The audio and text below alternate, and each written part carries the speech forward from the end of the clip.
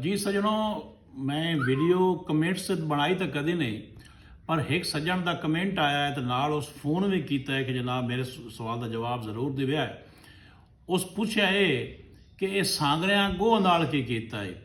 मैं ये गल दसदा थानू, लेकिन इस तो पहले ना तुसी इस नू फॉलो भी कर लो तो लाइक भी कर लो, ताकि अगों भी इहो जी जी गलबात है साड़ी साझी रहे। साढ़े कोल बड़ा पुराना अखाण चलता है कि मैं कार वो करसा हूँ जी सांगरिया गोह नाल कीती आ। तो इहो लोग आंदे ने सांगरिया गोह नाल कीता की आ। वो होया इंज सांगरिया गड्डी हो जाए कोई सब्जी की क्यारी, गोह नूं तकदीर च आया तो वह आके वड़ गई सब्जी दे विच।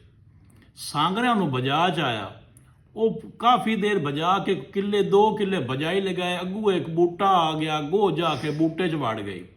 एक नहीं कोई 2-4 बूटड़े उसन गए।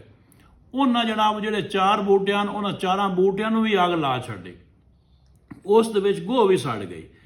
एक होर भी रिवायत मैनू मिली है, एक बंदे दसिया कि जनाब को सांगरा आ तो उस दरिया चो मच्छी नपी, अग लधी उसका आई ना, वो लगा गया उस गोह मच्छी च रखी जनाब बूटे दे विच, उत्तों अग चलाई, उस मच्छी बुझ जासी।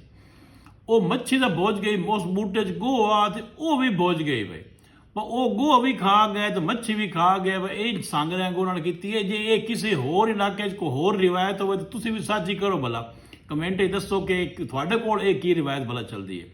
बहुत शुक्रिया जी।